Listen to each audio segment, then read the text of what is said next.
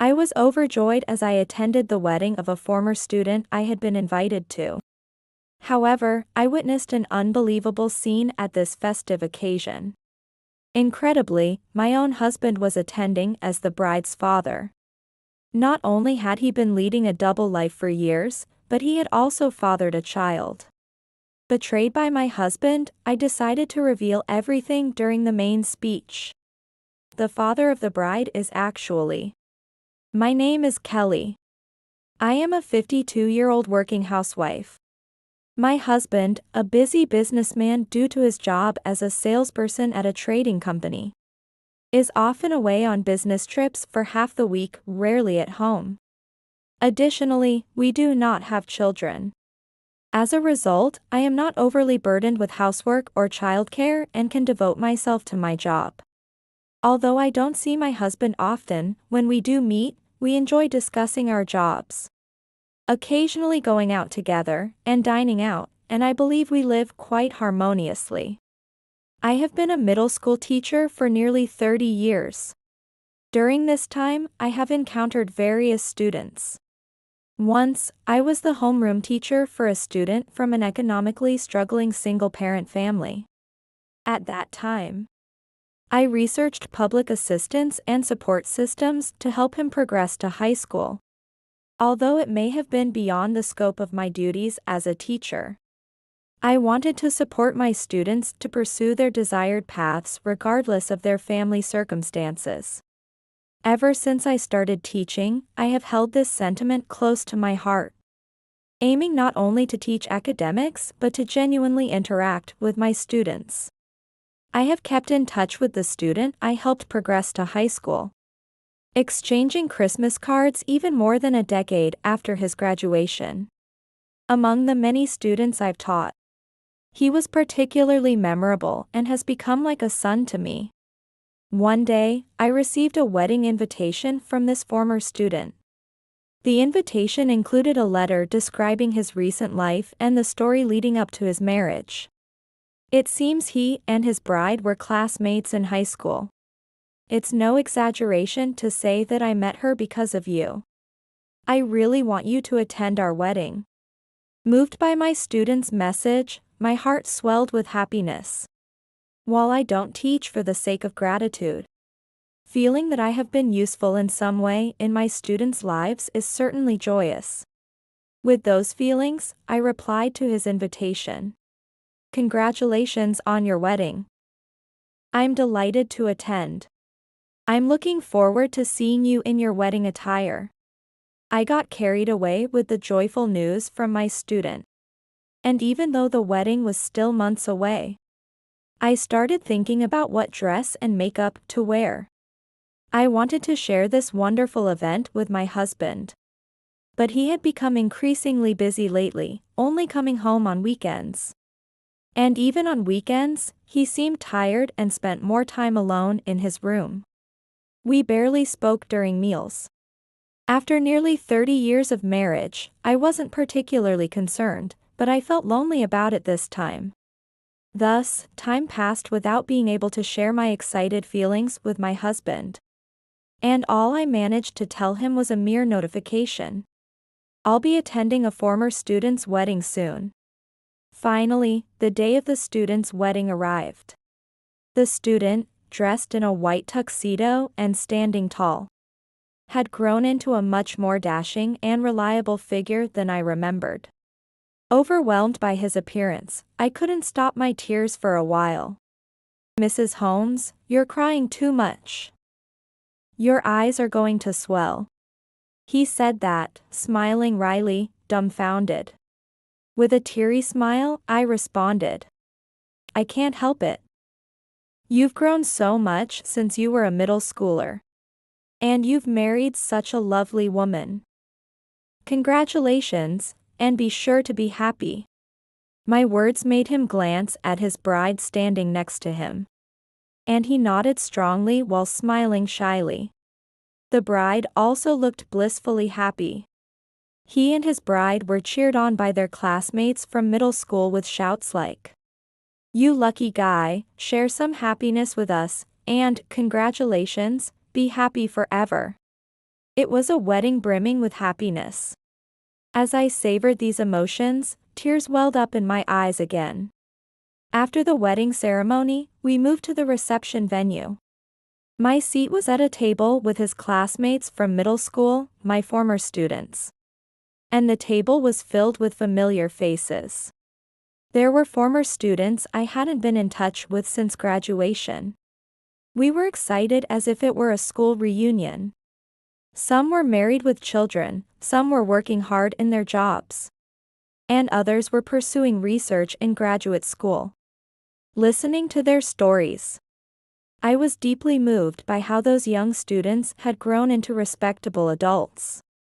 However, in this joyous and happy atmosphere, I witnessed something unbelievable.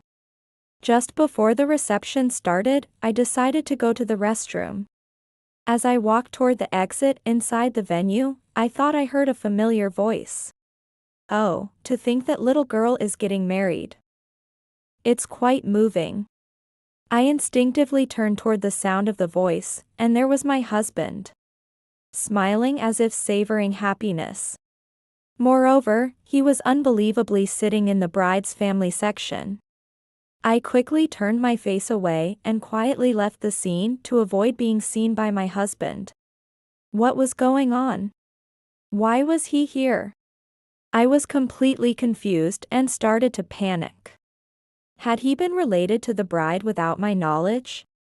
But I had never heard the bride's surname from him. Or, because I turned my face away in haste. Perhaps the person I saw was just someone who looked like my husband. Though confused, I decided to check the seating chart for the reception. To my astonishment, my husband's name was indeed listed on the seating chart. Even more unbelievably, his name was listed as the father of the bride. Shocked, my mind went blank. How could he be the father of the bride? What kind of joke was this? Could it be a mistake on the seating chart?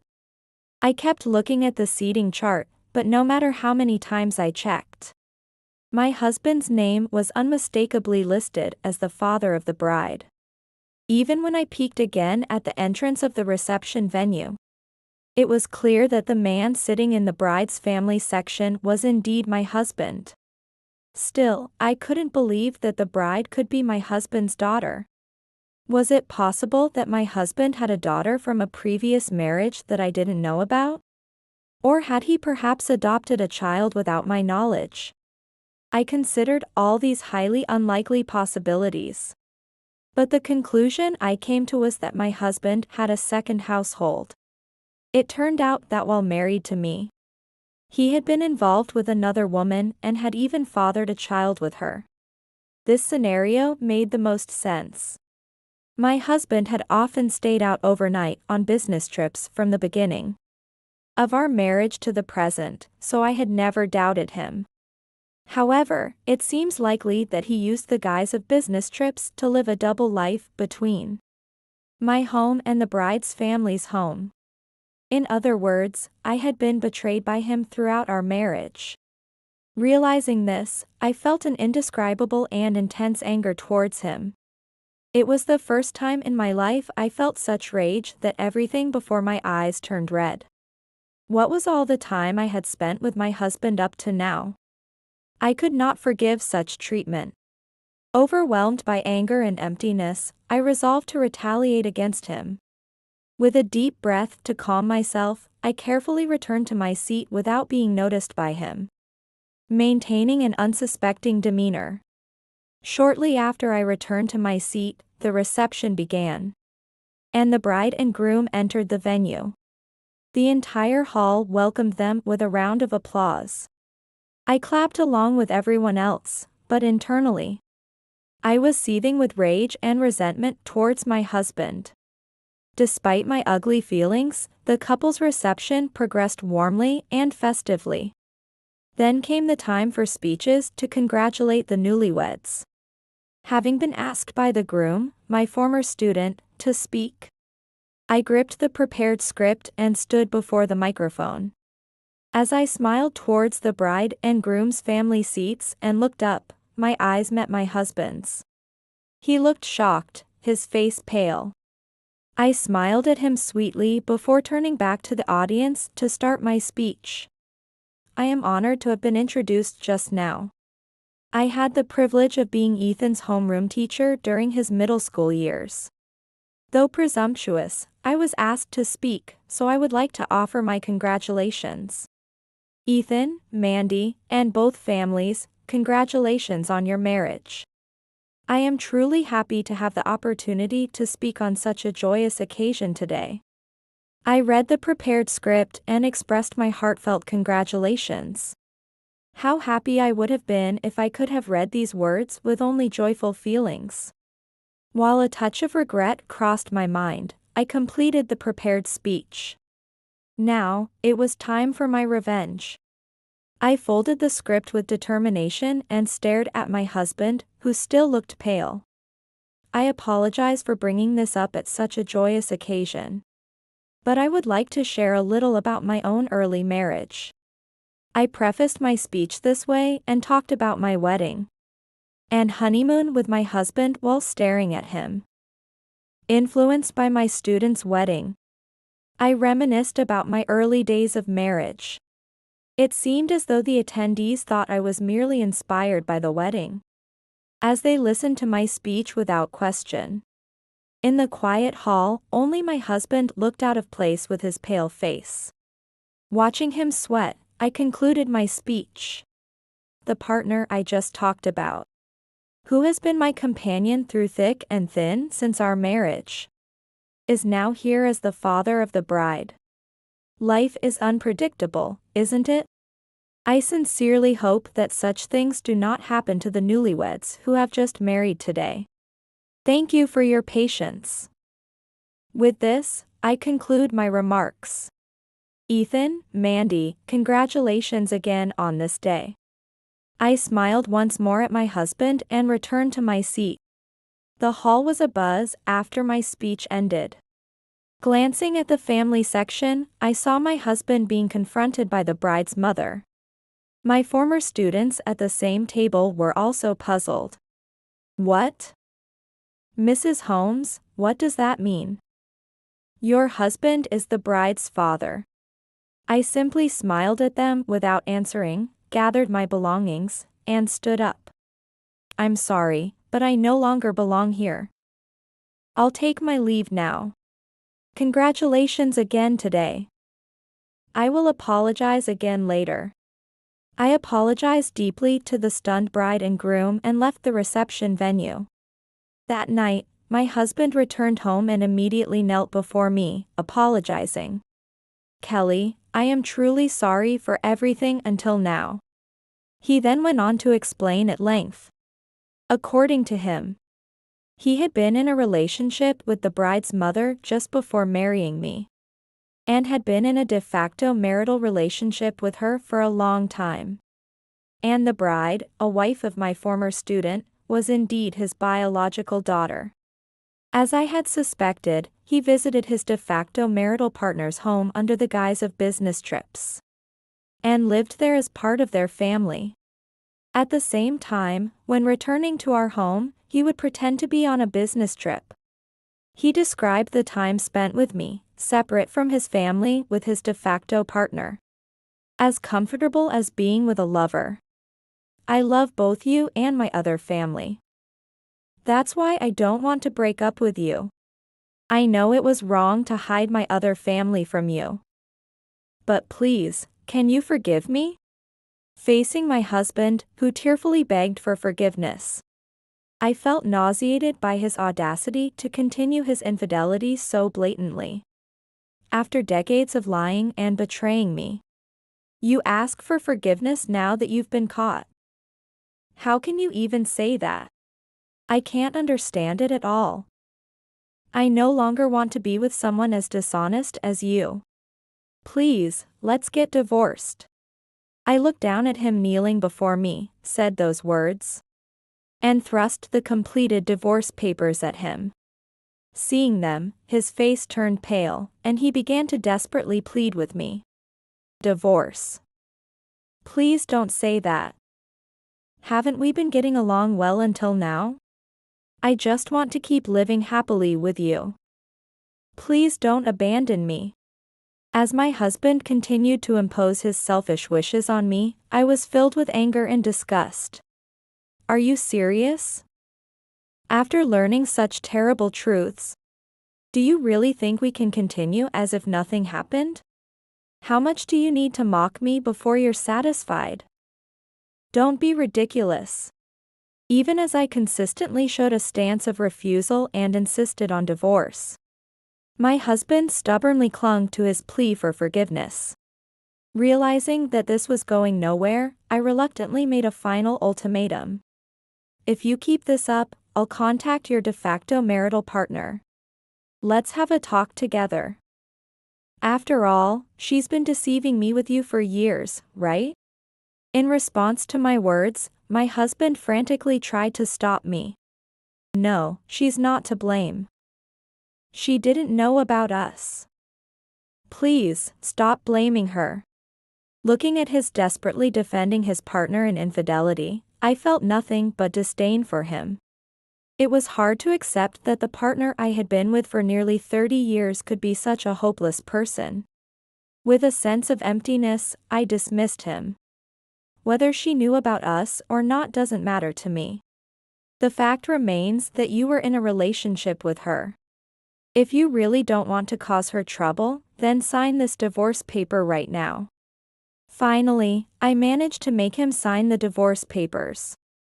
The following day, I submitted the divorce papers to the lawyer's office. After a few months, our divorce was successfully finalized. At the same time, I kicked my ex-husband out of the house, and he tearfully packed his belongings and left.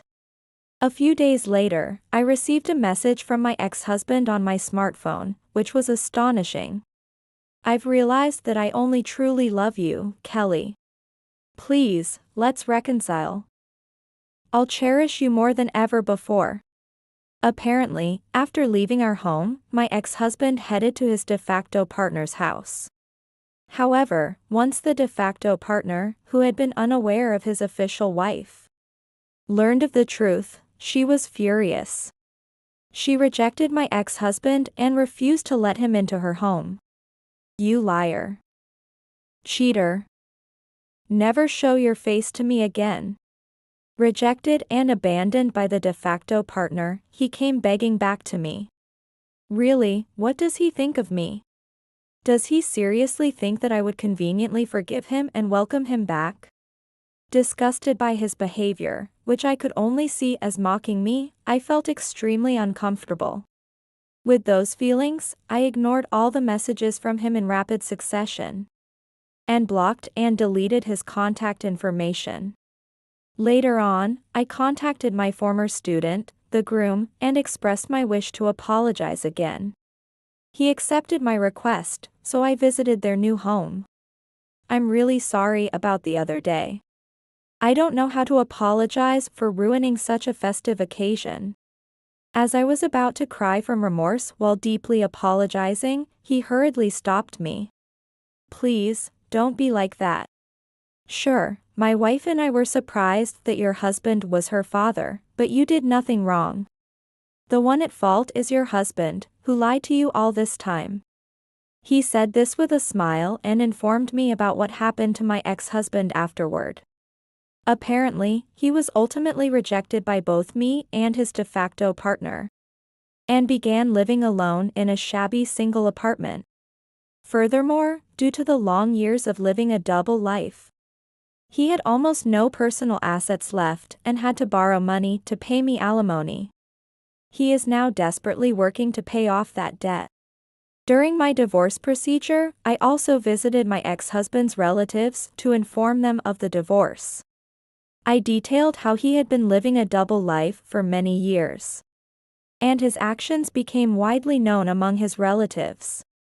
Naturally, no one took his side, and he was disowned by his parents and looked down upon by all his relatives. The bride, who is his biological daughter, also found his actions unforgivable and decided to sever ties with him. It's really embarrassing that my biological father was such a morally lacking and disgusting person. Indeed, the bride did nothing wrong, and I hope she doesn't worry about it. Thus, my ex-husband, who had been enjoying a life with a lover and a family separately, lost everything all at once. Someone as wonderful as you didn't deserve him. It might sound presumptuous coming from someone like me, a child compared to you. But please don't be too down about it. Seeing my student worrying about me with such a concerned expression, I felt a warmth in my heart. Thank you for your concern. I'm fine, really. In fact, I feel refreshed to have cut ties with such a worthless person. It's your wife and her mother who must be more shocked, so make sure you support them well. When I said this, he nodded firmly. His dependable attitude made my eyes well up again. After the divorce from my ex-husband, I've been living comfortably without any particular difficulties. We had kept our finances separate even when we were married, managing our money independently. Thus, I was financially and emotionally independent. And the divorce did not cause me any hardship. Rather, having completely my own time and space now, I've been able to devote more time to work and hobbies than ever before. I'm currently leading a fulfilling life, too busy to even remember my ex-husband.